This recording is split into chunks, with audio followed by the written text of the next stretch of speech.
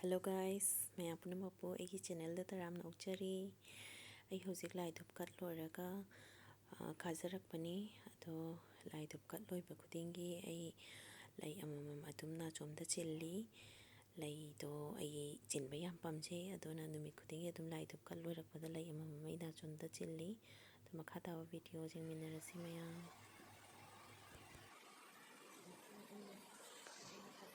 mayam nong chubase amuk hore to mamang thagi ising ichaw de khoi nang hautre handakti ising ichaw se amu nang thoi na le khoi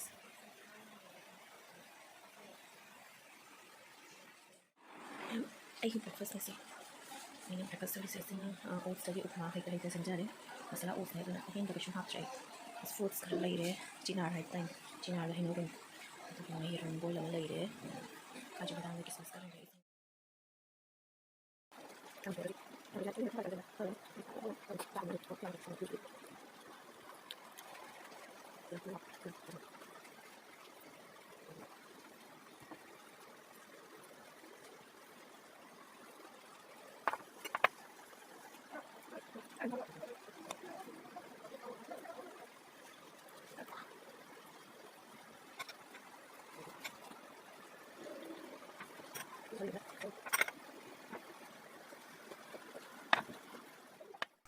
tharoi uina thongnaba sille sena sok tawnaba leire tespata ne yenam ne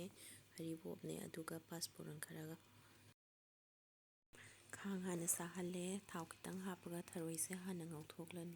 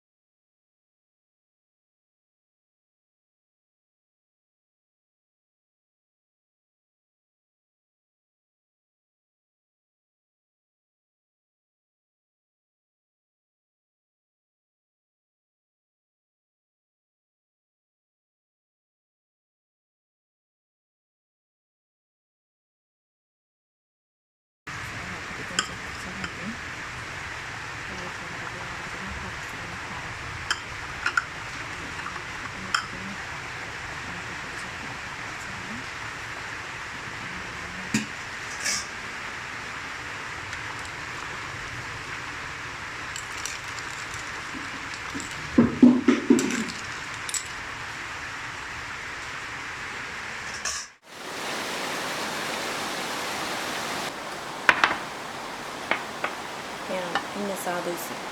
si tharoi thongbani tharoi thongba ama sidana champut leire bin gi champut ni sina salad leire to ga champut na mai iti chaba hore ko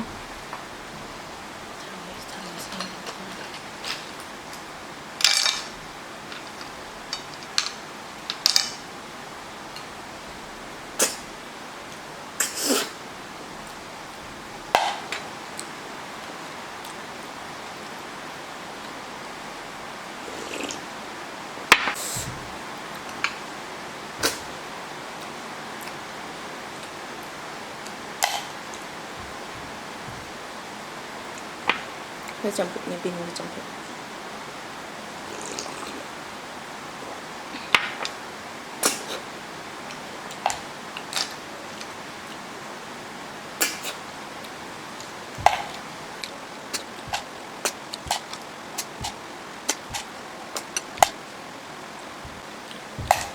थरोई थोंब चारदि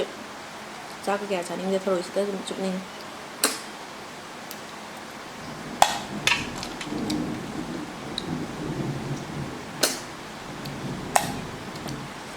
ꯍꯥꯎꯋꯦ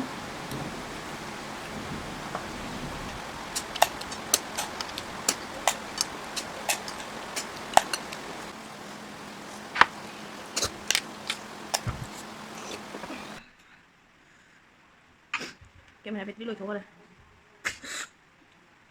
ꯑꯩꯅ ꯆꯥꯕ ꯂꯣꯏꯗ꯭ꯔꯤꯉꯩꯗ camera battery ꯍꯥꯟꯅ ꯂꯣꯏꯊꯣꯛꯈ꯭ꯔꯦ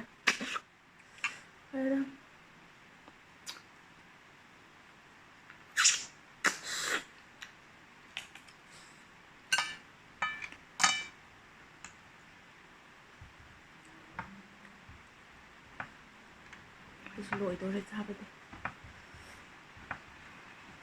camera battery ꯂꯣꯏꯈꯤꯕꯗꯩ ꯑꯩꯒꯤ ꯃꯣꯕꯥꯏꯜꯗ ꯑꯣꯏꯅ ꯅꯝꯃꯦ ꯀ꯭ꯋꯥꯂꯤꯇꯤꯗꯤ ꯃꯥꯟꯅꯔꯔꯣꯏ ꯚꯤꯗꯤꯑꯣꯁꯦ ꯀꯩꯁꯨ ꯀꯥꯏꯗ꯭ꯔꯦ ꯕꯦꯇ꯭ꯔꯤꯗꯣ ꯆꯥꯔꯖ ꯇꯧꯔꯒ ꯆꯥꯕꯗ ꯉꯥꯏꯅ ꯂꯩꯕꯗꯣ ꯇꯜꯂꯦ ꯆꯥꯕ ꯂꯦꯞꯄꯗꯣ ꯅꯨꯡꯉꯥꯏꯇꯦ ꯑꯩ ꯉꯁꯤ ꯊꯔꯣꯏ ꯊꯣꯡꯕꯁꯦ ꯑꯩꯈꯣꯏ ꯏꯅꯦꯝꯕꯣꯛ ꯏꯅꯦꯝꯍꯟ ꯍꯣꯏꯅ ꯊꯣꯡꯗꯤ ꯃꯑꯣꯡꯗ ꯊꯣꯡꯉꯦꯕꯀꯣ ꯃꯣꯏ ꯇꯣꯉꯥꯗꯣ ꯍꯥꯟꯅ ꯇꯣꯉꯥ ꯍꯥꯏꯗꯤ ꯉꯥꯔꯤ ꯍꯥꯏꯅꯗ ꯑꯗꯨꯗꯤ ꯇꯣꯉꯥ ꯍꯥꯏꯅꯩ ꯑꯗꯣ ꯍꯥꯟꯅ ꯊꯥꯎ ꯌꯩꯌꯦꯕ ꯁꯣꯛ ꯇꯧꯔꯒ ꯇꯣꯉꯥ ꯊꯥꯎ ꯌꯩꯔꯒ ꯁꯣꯛ ꯇꯧꯔꯒ ꯑꯗꯨꯗꯒꯤ ꯊꯔꯣꯏꯒ ꯉꯧꯃꯤꯟꯅꯔꯒ ꯀꯣꯟꯅ ꯑꯇꯩꯗꯣ ꯍꯥꯞꯄꯦꯕꯀꯣ ꯑꯗꯨ ꯑꯩꯗꯤ ꯉꯁꯤꯗꯤ ꯍꯥꯟꯅ ꯑꯩꯒꯤ ꯈꯨꯊꯣꯡꯗ ꯊꯣꯡꯕ ꯍꯥꯟꯅ ꯏꯔꯣꯟ ꯊꯣꯛꯑꯦ ꯏꯔꯣꯟꯕ ꯑꯗꯨꯃꯥꯏꯅ ꯊꯔꯣꯏ ꯄꯨꯟꯅ ꯍꯥꯞꯃꯤꯟꯅꯔꯒꯅꯦ ꯃꯆꯨ ꯃꯔꯥꯡ ꯂꯣꯏꯅ ꯍꯥꯞꯆꯤꯜꯂꯒ ꯏꯔꯣꯟ ꯊꯣꯛꯑꯒ ꯑꯗꯨ ꯁꯣꯛ ꯇꯧꯋꯤꯅ ꯑꯗꯣ ꯉꯁꯤ ꯌꯥꯝ ꯍꯥꯎꯋꯦꯅ ꯍꯥꯏꯅꯩ ꯌꯥꯝ ꯍꯥꯎꯋꯦ ꯃꯣꯔꯣꯛꯁꯨ ꯆꯞ ꯆꯥꯔꯦ ꯇꯣꯉꯥꯟꯁꯨ ꯂꯣꯏ ꯆꯞ ꯆꯥꯔꯦꯅ ꯍꯥꯎꯋꯦ ꯑꯗꯨꯝ ꯆꯥꯟꯅꯔꯦ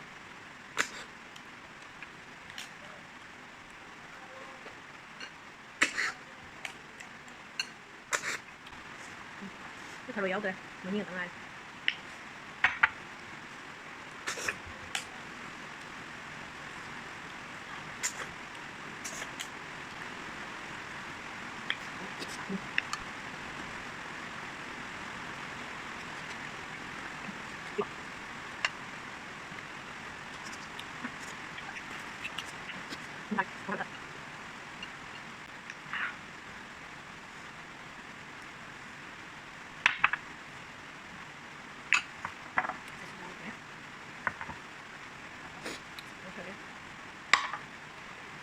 ꯍꯧꯖꯤꯛ ꯊꯔꯣꯏ ꯃꯁꯤꯡ ꯊꯤꯗꯣꯛꯑꯁꯤ ꯀꯌꯥ ꯆꯨꯞꯄꯒꯦ ꯍꯥꯏꯗꯣ